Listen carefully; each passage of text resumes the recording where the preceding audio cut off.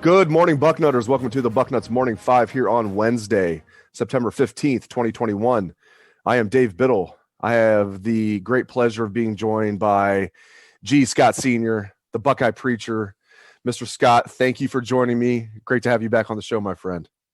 Good morning, DB. Good morning to all the Bucknutters out there and Buckeye fans all over the world.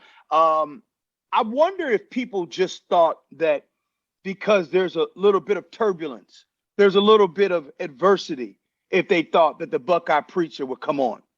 As a matter of fact, for sure. If anything, we really need to talk. So gather around, boys and girls, and like my mama used to say back in the day, we need to talk. And let's be real.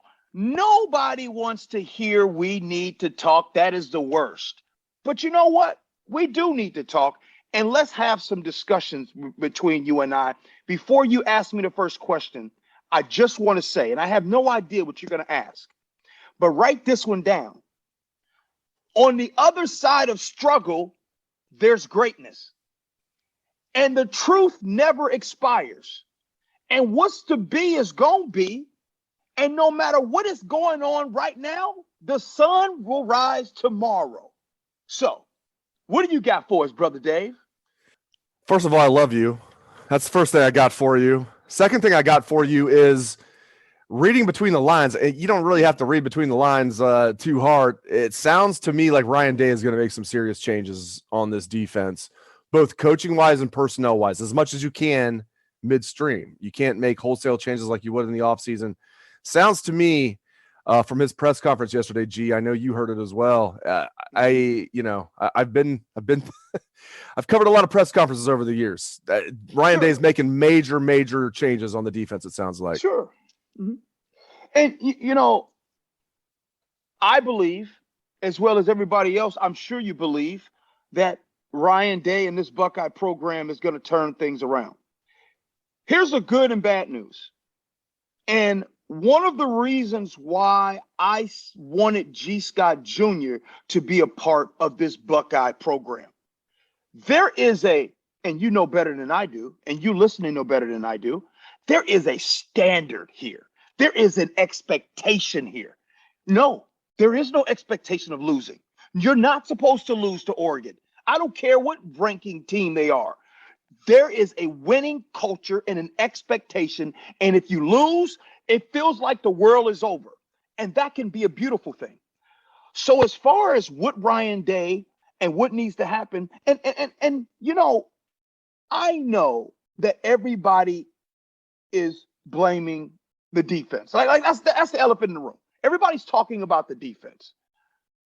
But I'm going to challenge everyone that wants to blame the defense, because in life, everybody always wants to blame somebody, right? You got to blame somebody. Hey, Charlie, how come your room's not clean? Well, Lois stole my homework and I was about to. We always want to blame somebody. So this time, let's look at it different. How about we blame the loss on the Buckeyes? Just the Buckeyes, not necessarily the defense, not an individual coach, not an individual player, the Buckeyes. Because let me say this one thing, Brother DB. You were at the game at the shoe. Am I right? Now, here's something that I have not seen on social media yet. Why wasn't the shoe awake? Why wasn't the crowd awake until the 7 minutes left to go in the game? Now, I'm not blaming the crowd for losing. That's not what I'm doing. But what I am saying is everybody, you, me, the Buckeye program, the fans, everybody has their hand a little bit in that L that got taken on Saturday. I promise you, there was more golf claps in the first half than I've heard at maybe at your daughter's tennis match. You see what I'm saying? Like the fact that the crowd did not go nuts until 7 minutes left to go. So that means that, if you will, everybody needs to wake up. Not just the defense, not just offense. Buckeye Nation needs to wake up. And you know what? We're awake now.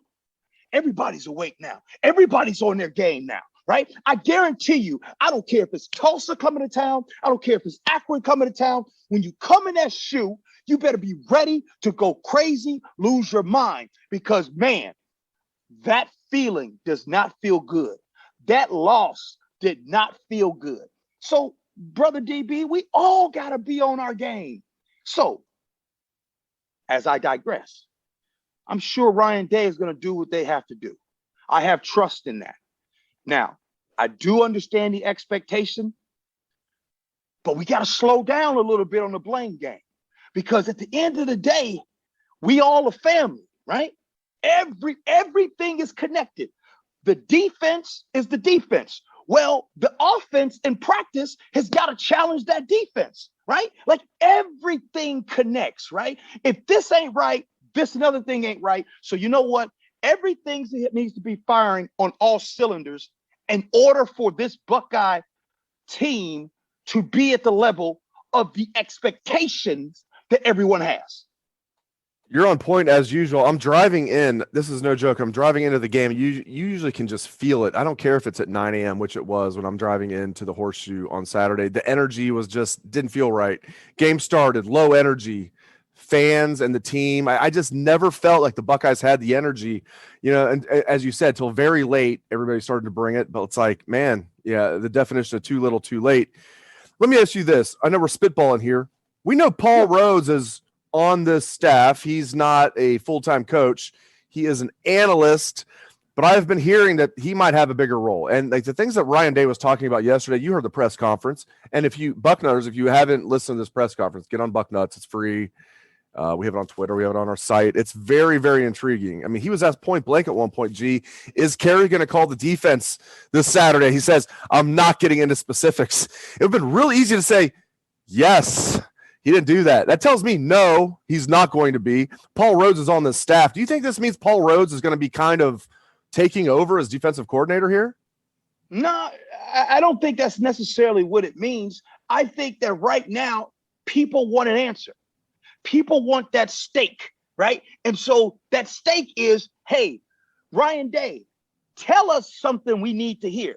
And Ryan Day is saying, there is nothing I can say to you that will fix what needs to be fixed. Let me say that again. There's nothing that Ryan Day can say to any of us that can fix what needs to be fixed, because ain't no time for talking. Ain't no time for talking. So as far as Kerry Combs is the defensive coordinator, we can go with all different types of organizations. This person's a coordinator. This person is the offensive coordinator. This person is... you never know who does what in these positions. Kerry Combs is the defensive coordinator, and we assume that Kerry Combs is in charge of the DBs, but we don't know that. We don't know who makes the calls. We don't know who makes the adjustments. So what we want and what we want to hear, it don't matter. The only thing that is going to change our perspective and get that nasty taste out of our mouth is going to be by what we see, not by what Ryan Day says. We want to see it. Here's what we've seen. We've seen the defense, right? We've seen the Buckeyes lose on Saturday. That's a nasty taste. Mm-hmm. But now here's the key there. As you being somebody, you say you've been following the Buckeyes forever, your whole life, right? Mm-hmm.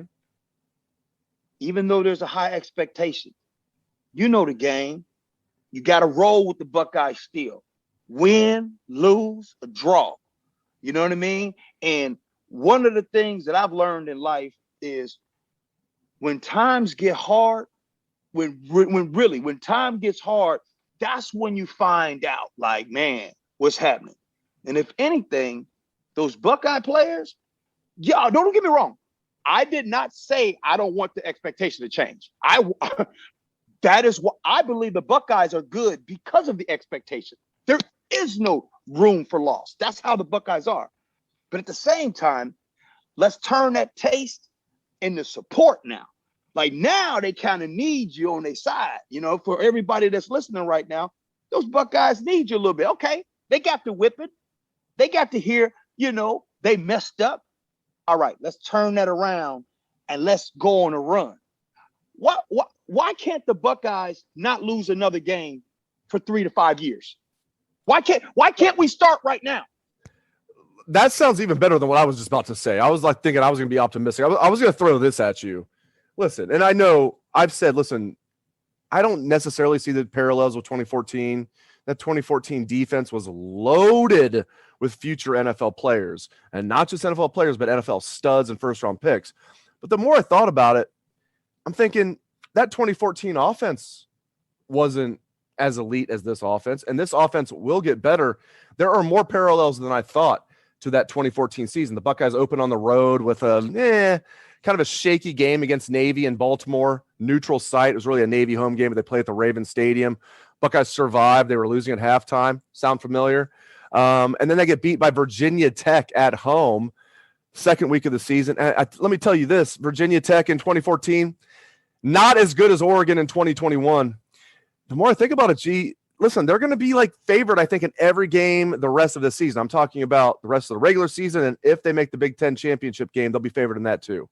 Although Iowa looks really good if they play Iowa or Wisconsin. I bet you anything the Buckeyes will be favored. I think they can run the table here. They've got to get some stuff figured out on defense. The offense isn't perfect either. I think they can run the table here, sir. Yeah. And again, everything is connected. Let's go back. I know we don't want to rehash it, but I want to go back to the Oregon game. And I want to show and give an example how things are connected. Now, I don't have the drives sheet in front of me, right? But correct me if I'm wrong. We start the game. You and I both admit, we say, man, the crowd really didn't seem like the energy was there, right? So that's how we started the game. The game gets started. The Buckeyes receive, right? We go on offense first. We drive down the field. Turnover on downs, right? Right? We end up turnover on downs. Then they get it. Now, did they score right away or no? I can't remember that. But I think the first 3 to 4 possessions that the Buckeyes had it, they did not score. So what ends up happening in that situation? You got this Oregon team who I believe when they traveled across country, they thought, oh my gosh, we are going to the shoe. We are in trouble. But then it felt almost like Ohio Buster Douglas, right? Like Buster Douglas is like, wait a minute. Mm-hmm. I'm still in this fight with the champ. You gonna let me hang around? Oh, let me get some confidence. And they got that confidence and they got rolling and they actually had want to, right? So imagine DB, me and you, 2-on-2 against LeBron James and Anthony Davis. Now, don't get me wrong, we're some old men. But if the score is not 100-0 in the first 5 minutes, me and you think we got a chance. And so if they spot us enough points, if they spot us 98 points, right? And so I hope what I'm saying that Bucknutters really are grasping this. Like, we got to play and be champions at all times.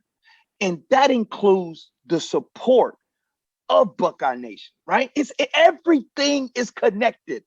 Recruiting, playing, coordinators, head coach, fans, people that cover the game, parents, everything is connected. And one beautiful thing going forward. That was rock bottom on Saturday, baby. Ain't nowhere but up right now. And at Tulsa, we ain't talking about no other game. No other game. Tulsa, you about to have to get it. Hey, this ain't personal. You got to get it, Tulsa. This is not the time you want to be playing the Buckeyes. That's exactly right, Buckeye preacher. Last thing, my guy Patrick Murphy, I thought had a great question to Coach Day today. He said, yesterday. He said, the last time, only 2 times you've lost, it was the last game of the season. Your first year against Clemson. By the way, the Buckeyes were the better team in that game. They should have won. Not that I'm still bitter about it. And then last year against Alabama in the national championship game. And you have to just sit on that for months and months and sulk. And it sucks they lost to Oregon. But now they get to get right back out there. They don't have to sit on that for 4, 5, 6 months and think about it. They get to get right back out there. Again, if they run the table, I am convinced 12-1 Ohio State, who would be Big Ten champs, their one loss would be by 7 points to Oregon in week 2. 12-1 Ohio State's getting in. I really feel like, you never want to lose a game, but if you're going to lose a game, that was probably the time to do it. I got one for you, Buckeyes. Could you imagine if that last game this past Saturday was that Saturday after Thanksgiving somewhere else? Could you imagine the taste right now? Oh, so yes, baby. I'm glad that it happened. I'm not glad that we lost, but if we're going to take an L, let it happen then. Not this Saturday after Thanksgiving. Oh, no. Oh, no. Man, you want to talk about turkey sandwiches tasting bad. Oh, my goodness. You can't have that. But again, hey, I'm not making excuses. I am not making excuses. And I believe that the expectations is that way. I'll just tell his last story. I tell his last story, man. We're getting ready to leave the stadium, and we're going down to, family going down to see the boys and everything. And so there was kind of a line getting through, and there was this older couple, and they was still sitting there, boy. And so I was overhearing them, and the older lady was telling the older man, she was like, "I can't believe what I just saw. Wow. Yeah, let's just sit here." They took the loss so hard that they just was sitting there. The stadium was emptying. They were sitting there. So here's what I'm saying by that. That means that this older couple, they've been rocking with the Buckeyes so long. They didn't probably seen ups. They didn't seen downs. They didn't seen all around. But that loss hurt them so bad, they said, let us just sit here. So that's what we can't do going forward. Buckeye Nation, we got to get up. We got to get up. We got to stand up. And we got to continue forward. And the goal, baby, is to not lose again for some years. That's the goal right there. I love it. I'm talking this year. He's talking years, plural. He's the Buckeye preacher. He is the man. He is G. Scott Sr. Mr. Scott, thank you very much for joining me. I really appreciate it. Bucknutters, thank you for tuning in. We appreciate that very much. Hope everyone has a great day. Let's hear that Buckeye swag. Best damn band in the land.